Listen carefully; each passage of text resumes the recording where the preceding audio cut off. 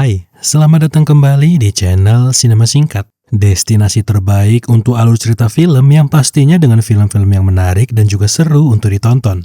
Tujuan kita kali ini adalah kota Slovakia.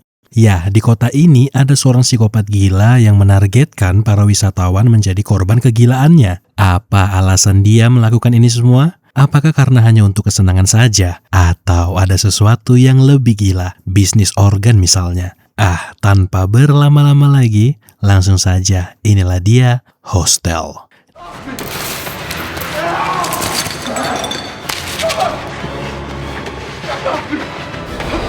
Di awal film, kita akan diperkenalkan dengan 3 orang backpacker. Mereka adalah Paxton dan Josh, 2 sahabat asal Amerika yang selama berlibur secara tidak sengaja berkenalan dengan Ollie dan menjadi akrab. Kini perjalanan mereka sampai di kota Amsterdam. Perjalanan ini ya untuk pengalaman seumur hidup mereka, karena orang-orang dan budaya di negara Eropa sangat berbeda dengan Amerika.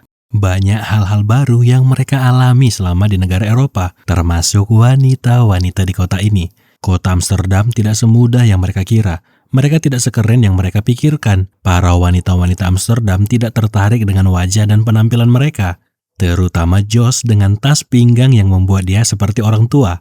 Berbeda dengan Ollie, yang ternyata diam-diam dia sedang bersama dengan wanita dari Amsterdam. Melihat itu, kedua sahabat ini tidak mau kalah. Mereka mencoba lagi mendekati wanita Amsterdam. Namun, yang terjadi adalah...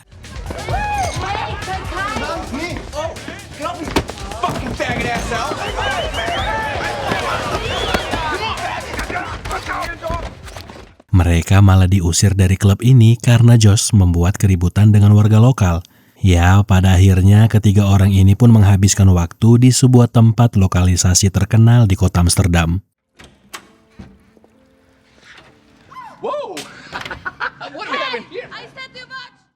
Malam itu mereka habiskan di tempat tersebut sampai-sampai hostel tempat mereka menginap tutup karena memang sudah lewat jam malam. Paxton berteriak supaya pintu dibuka untuk mereka. Suaranya memecah kesunyian malam kota Amsterdam. Suaranya membuat warga di sekitar gedung hostel terganggu. Para warga pun melempari mereka dengan botol. Untungnya, di saat yang bersamaan, pria bernama Alex meminta mereka naik ke unit apartemen miliknya. Ya, sebuah tempat tinggal yang lebih gila lagi. Bagaimana tidak, rekan sekamar Alex dengan bebasnya bercinta tanpa merasa risih dengan orang di sekitar yang melihat kegiatan mereka. Sementara Ollie sibuk memperhatikan adegan 21+, Alex berbincang dengan Paxton dan Josh. Alex bertanya sudah berapa negara yang mereka jalani sebelum sampai di kota Amsterdam. Paxton bercerita kalau mereka bertemu Ollie di Paris. Nah, dari pertemuan itulah mereka lanjut backpacker bertiga ke negara Swiss, Belgia, dan sampai di sini di kota Amsterdam. Ya, sebenarnya sih mereka sekalian ingin mencoba pengalaman dengan wanita-wanita, terkhususnya wanita Eropa. Mendengar itu, Alex langsung bersemangat. Mereka bertemu dengan orang yang tepat. Alex tahu betul apa yang mereka butuhkan. Alex kemudian memperlihatkan beberapa foto dirinya bersama wanita-wanita liar yang dia temui. Ya, inilah yang dibutuhkan 3 orang sahabat ini. Pengalaman liar bersama wanita-wanita Eropa. Kalau mereka ingin pengalaman seperti ini, Alex menyarankan mereka pergi ke bagian timur, dekat dengan Bratislava, tepatnya di negara Slovakia. Gadis-gadis di sana benar-benar sangatlah liar. Apalagi kalau mereka melihat para turis yang datangnya dari Amerika. Ya, seperti mereka ini. Go to this hostel, you will have any girl you want. There is so much and because of the war there are no guys. So wait, this place is near Bratislava? Yeah. They hear your accent, they you. So wait, The girls there are so hot, you cannot believe it. Singkat cerita, mereka bertiga pun berangkat ke negara yang dikatakan oleh Alex. Mereka berangkat menggunakan kereta menuju stasiun Porikeni. Selama di perjalanan, mereka tidak sengaja berkenalan dengan seorang pria yang masuk ke dalam gerbong mereka sembari tangannya menggenggam telepon. Pria bernama Jonathan ini mencoba mengakrabkan diri dengan mereka, sembari menunjukkan foto putrinya Saskia yang disimpannya di dalam dompet. Melihat itu, Ollie juga menunjukkan foto putrinya yang ternyata selama ini Ollie adalah seorang ayah. Paxton dan Josh bahkan tidak mengetahui hal itu. Ollie berkata kalau dia sudah menikah selama 8 tahun. Ya cuman masa nakalnya belum selesai, makanya dia tetap mencari wanita yang bisa dia tiduri. Jonathan bertanya, mereka ini mau kemana sebenarnya? Paxton berkata kalau mereka bertiga ini adalah backpacker. Tujuan mereka selanjutnya adalah Bratislava, Slovakia. Mendengar itu, Jonathan bersiul sembari tertawa. Tampaknya dia mengerti maksud tujuan mereka ke negara tersebut. Sama seperti yang dikatakan Alex sebelumnya, pria tua ini berkata kalau para wanita-wanita di sana pasti akan menyukai mereka, apalagi mereka berasal dari Amerika. Slovakia. You can pay to do anything. Anything. They will love you. Handsome American like you. That's awkward. He is handsome. Sambil bercerita, Jonathan mengeluarkan seporsi salad dari tasnya. Paxton yang orang Amerika asli resah dengan cara makan Jonathan. Kenapa dia memakan salad menggunakan tangannya? Bukannya biasanya orang-orang memakan salad menggunakan garpu. Namun Jonathan punya alasan sendiri. Dia memang suka makan menggunakan tangannya. Cara seperti ini lebih menambah citra rasa makanan yang dia makan. Jonathan berkata kalau dia suka berhubungan langsung dengan sesuatu yang sudah tidak bernyawa dengan tangannya. Dia mengakui kalau ini adalah salah satu sifat aneh dirinya. Situasi malah menjadi semakin canggung ketika pria aneh ini dengan sadar menyentuh paha bagian dalam Josh. Josh langsung berteriak dan menyuruh Jonathan pergi dari gerbong mereka. Fucking freak. Excuse me. Di saat mereka sampai di stasiun Porikeni, nyatanya negara ini tidak seperti yang mereka bayangkan, di mana para wanita-wanita seperti yang dikatakan oleh Alex. Tempat ini sangatlah sepi, lebih terlihat seperti tempat jin buang anak. Apa yang menarik dari tempat ini? Itulah yang mereka pikirkan saat ini. Akan tetapi, mereka sudah terlanjur sampai di sini. Tidak ada salahnya untuk melihat-lihat dulu di pusat kota, sehingga mereka pun berangkat menaiki taksi menuju pusat kota Slovakia. Ternyata tempat ini tidak seburuk yang mereka bayangkan. Negara ini cukup indah dengan bangunan-bangunan tua yang berdiri tegak. Mereka bertiga berjalan menuju hostel yang dikatakan oleh Alex. Ketika berada di dalam, mereka bertemu dengan dua turis lainnya. Ada dua orang wanita yang berasal dari negara Jepang. Sebelumnya, Oli sudah membuat reservasi. Seorang resepsionis bernama Vala menyapa mereka. Mereka diminta meninggalkan paspor sebagai bukti identitas dan syarat untuk check-in ke kamar hostel. Menariknya, di negara ini, tipe kamar yang disediakan adalah semi pribadi, sehingga mereka bertiga akan satu kamar dengan dua wanita cantik bernama Natalia dan Svetlana. Sebuah situasi yang mereka impi-impikan selama ini. Singkat cerita, mereka pun ikut pergi ke spa, tempat yang lebih liar lagi. Di sana tidak ada batasan sama sekali. Pria dan wanita bebas berjalan tanpa busana. Pada akhirnya, mereka pun berkenalan dan lebih mengakrabkan diri dengan dua wanita sebelumnya. I'm so happy I shaved my balls. I'm Josh. Hi, I'm Paxton. Oh, Natalia. And this is Svetlana. Setelah selesai merilekskan badan di spa, mereka lanjut party di klub, menghabiskan malam dengan alkohol dan sedikit tambahan obat terlarang untuk membuat suasana malam semakin enjoy. Let's dance. Does the cigarette bother you?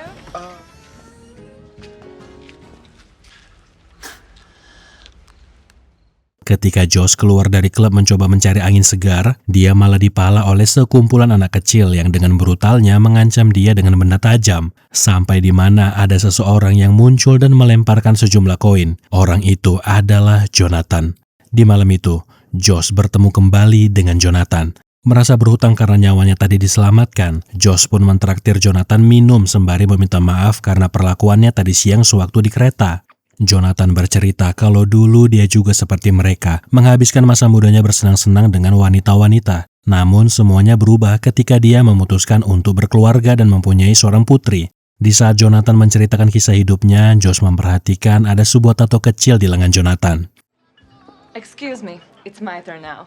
Singkat cerita, ya pada akhirnya malam itu apa yang diinginkan ketiga sahabat ini pun terjadi. Mereka masing-masing tidur dengan wanita Eropa. Di pagi hari hanya ada senyum sumringah di wajah Paxton dan Josh. Paxton melihat kalau Oli belum pulang. Sepertinya malam Oli dengan si resepsionis lebih seru dari mereka. Awalnya mereka mengira akan bertemu dengan Oli sewaktu sarapan. Tapi ternyata sampai saat ini mereka tidak juga melihat Oli. Di pagi itu yang ada di meja resepsionis bukan Vala melainkan seorang pria. Dan si resepsionis malah berkata kalau Oli sudah check out tadi pagi-pagi sekali. Paxton yang bingung langsung mencoba menelepon Oli, tapi panggilannya dialihkan ke voicemail. Josh pun meninggalkan pesan untuk Oli, siapa tahu nanti dia berubah pikiran dan mencari mereka. Ketika mereka berada di luar gedung hostel, jika kalian ingat dengan wanita asal Jepang sebelumnya, salah satu dari mereka menghampiri Josh sambil menunjukkan foto temannya yang anehnya malah berfoto dengan Oli. Could you do me a favor and send this picture to my phone? Singkat cerita, mereka pun menelusuri setiap sudut kota ini untuk mencari Oli, sekaligus mencari lokasi cerobong asap tempat di mana foto yang tadi mereka lihat. Lagi-lagi, ketika mereka berada di sebuah gang, anak-anak yang tadi malam ditemui Josh kembali melakukan hal yang sama supaya mereka bisa melewati gang ini. Di saat yang bersamaan, pandangan mereka berdua melihat Oli melintasi gang tersebut. Mereka tahu betul jaket yang selalu dipakai Oli, sehingga mereka kejarlah orang yang mereka yakini sebagai Oli itu sampai ke sebuah museum. How's it hanging? Akan tetapi, pria yang mereka kejar itu bukan Oli, melainkan orang asing yang kemungkinan mempunyai jaket yang sama dengan Oli. I'm talking to you, man. Get your fucking hands off me. Where'd you get that jacket? This is my jacket. It's from Ollie. I go home? Lantas di manakah Oli dan wanita Jepang itu berada? Ya, seseorang telah melakukan sesuatu yang mengerikan kepada Oli dan juga Yuki.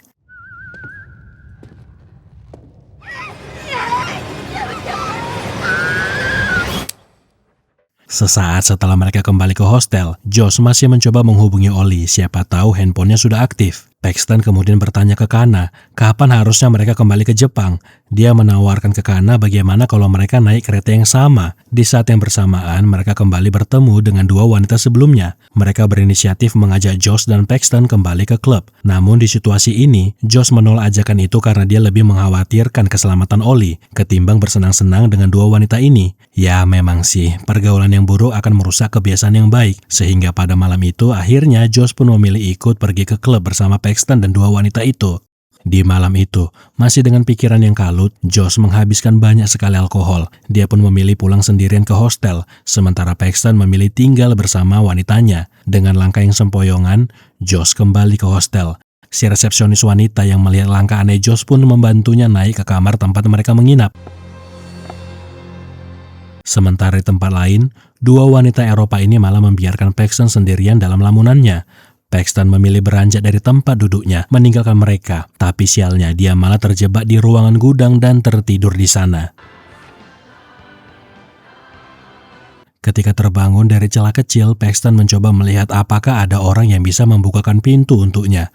Tapi ada yang aneh, kenapa ada banyak sekali benda-benda operasi di ruangan sebelah? Dan siapa pria yang berpakaian seperti dokter ini? Ternyata bukan Paxton melainkan Josh lah yang kini berada di sebuah ruangan. Pria berpenampilan layaknya dokter ini memulai eksperimennya. Pria ini mengambil sebuah bor. Entah apa yang akan dia lakukan, tapi yang pasti sesuatu yang mengerikan akan menghampiri Josh.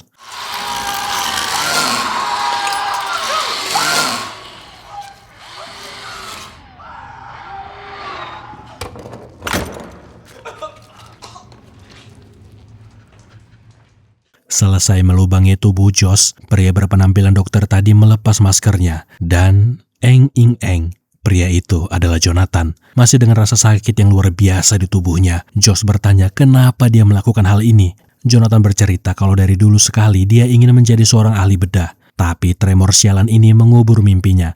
Sehingga dia pun memulai bisnisnya. Tempat ini dia buat untuk mewujudkan mimpinya itu. Sergeant. He holds the very essence of life in his hand. Josh memohon supaya dirinya dilepaskan. Dia punya uang berapapun akan dia bayar asalkan dia dilepaskan. Jonathan si dokter gila mempersilahkan Josh keluar dari tempat ini. Tapi tidak semudah itu. Dan inilah yang terjadi.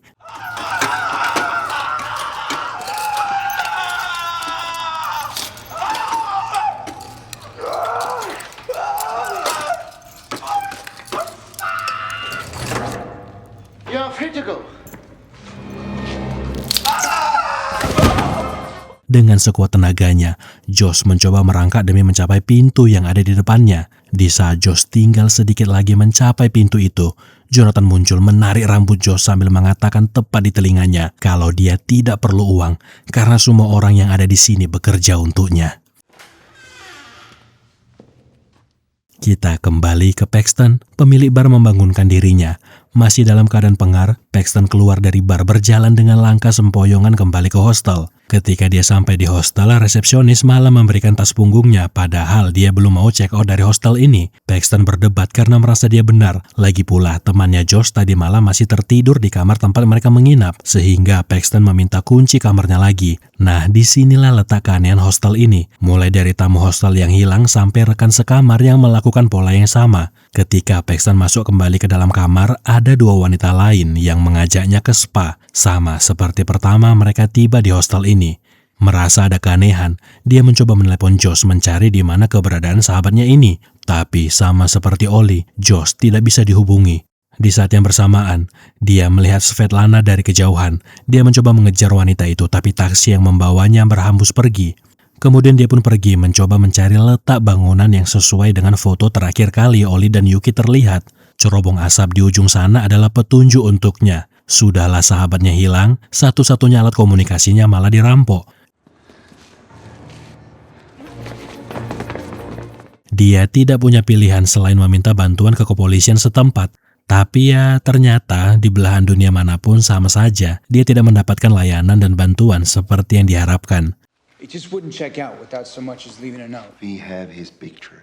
Yeah, well, is there anything else that I can do? We see him or he's picked up or something happens, we'll contact you at hostel. Paxton masih mencoba mencari Josh sahabatnya di setiap sudut kota Bratislava. Secara tidak sengaja dia malah melihat Svetlana masuk ke sebuah bar. Dia ikutilah wanita itu ke sebuah bar, ya untuk menanyakan apakah mereka melihat temannya Josh, karena udah seharian ini dia mencari Josh. Tapi kedua wanita ini malah ngobrol dengan asiknya tanpa menghiraukan Paxton. Pada akhirnya, Paxton pun meninggikan suaranya, membuat semua orang yang ada di sana memandangi Paxton dengan tajam. Dikarenakan situasi sudah tidak nyaman, Svetlana pun akhirnya membuka mulut. Kalau dia mau melihat Josh, dia kini bersama dengan Oli di sebuah pertunjukan kesenian. Mendengar itu, Paxton ingin dia diantarkan ke museum pertunjukan atau apapun lah itu. Yang penting dia bisa melihat sahabatnya. We are here. Singkat cerita, Paxton pun dibawa ke sebuah gedung yang sangat dijaga ketat.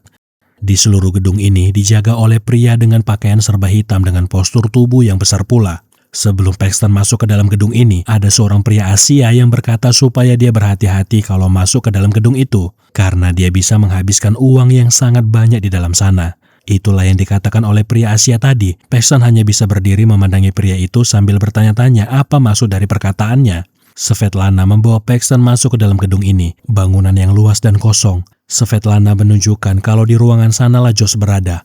Paxton pun masuk lebih dalam lagi, ke lorong gelap yang penuh dengan pintu-pintu. Tapi, begitu dia melongok ke dalam, dia melihat temannya Josh terbaring bersimbah darah. Seseorang yang dia kenal terlihat membedah tubuh sahabatnya sendiri.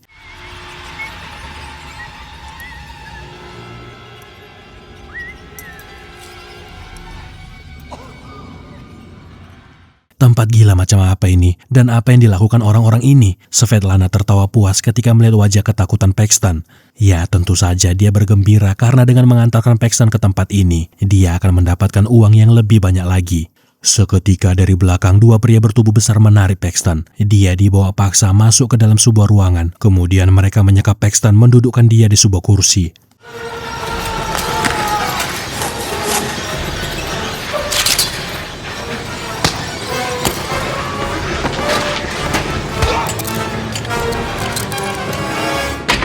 Tidak berselang lama, pria botak dengan poster yang besar menodong Paxton dengan pistol di tangannya. Pria itu tidak sendirian, seseorang bertubuh kurus ikut dengannya. Pria ini aneh, dia terlihat sedang tidak sehat, namun meskipun fisiknya kurus dan terlihat lemah, pria ini berniat menyiksa tubuh Paxton. Let me go. Please, what the fuck is this?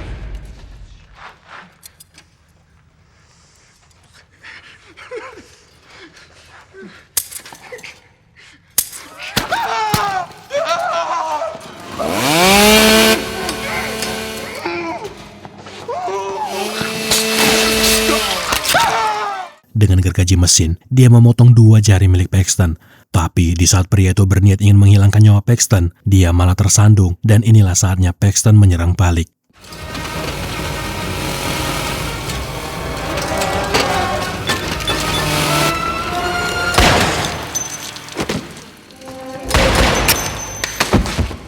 Paxton menyamar seolah-olah dia adalah salah satu dari orang-orang gila ini, supaya dia bisa kabur dari tempat ini. Akan tetapi dia malah masuk ke dalam ruangan yang semakin mengerikan lagi.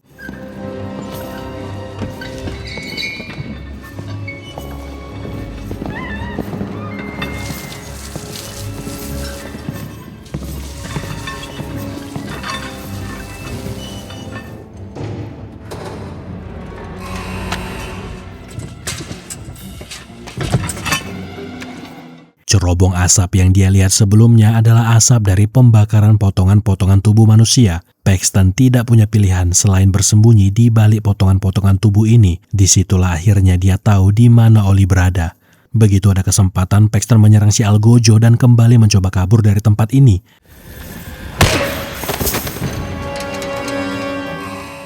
Dengan tampilan seperti ini, pastilah dia akan langsung ketahuan, sehingga dia menyamar menjadi salah satu dari para bodyguard ini.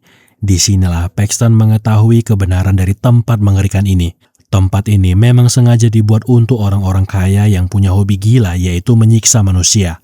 Setiap orang yang ada di sini memiliki tato yang sama, yaitu tato anjing sebagai simbol keanggotaan. Ketika situasi sudah mulai aman, Paxton berlari keluar mencoba mencari mobil yang bisa dia gunakan untuk kabur dari tempat ini.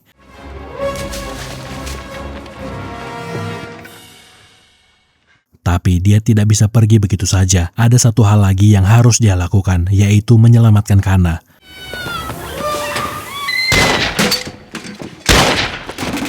Kondisi Kana sudah sangat mengerikan, bola matanya bergelantungan. Paxton tidak tega melihat Kana meringis kesakitan. Dia potonglah bola mata yang bergelantungan itu, kemudian membopong tubuh Kana masuk ke dalam mobil supaya mereka bisa kabur dari sini.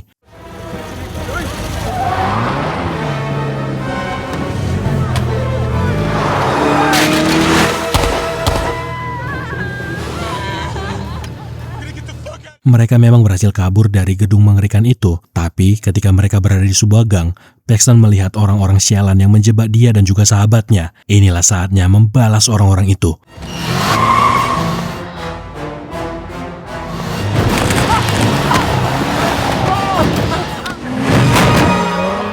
Akan tetapi jalan mereka masih tidak semulus itu. Di depan, para anak-anak kecil sialan menghadang mereka. Untungnya, secara kebetulan, di dalam mobil ini ada permen karet. Sehingga kini, para anak kecil ini beralih dan bekerja untuk Paxton.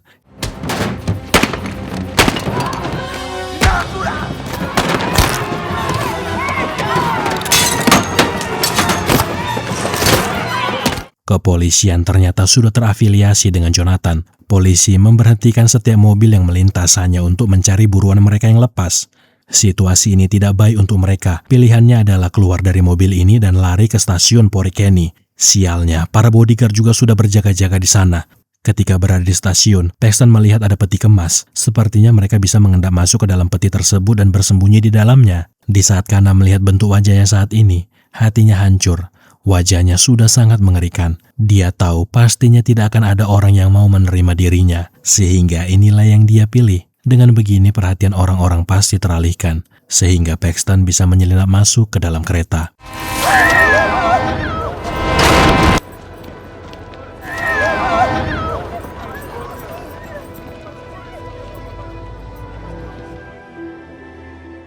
Memang Paxton berhasil kabur dari negara gila ini, tapi dia kehilangan dua sahabatnya. Bahkan seseorang rela mengorbankan dirinya untuk menyelamatkan nyawanya. Ketika berada di dalam kereta, dia mendengar suara seorang pria yang dia kenal.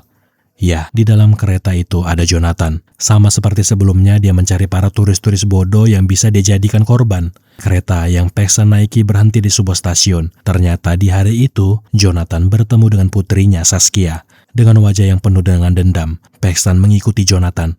Dia menunggu momen untuk membalaskan dendamnya. Dari kejauhan dia melihat kalau Saskia masuk ke toilet wanita dan Jonathan masuk ke toilet pria. Dan inilah yang dilakukan oleh Paxton untuk membalas dendam atas kematian dua sahabatnya. Dan sebuah pelajaran yang pastinya akan diingat dan disesali oleh Jonathan seumur hidupnya.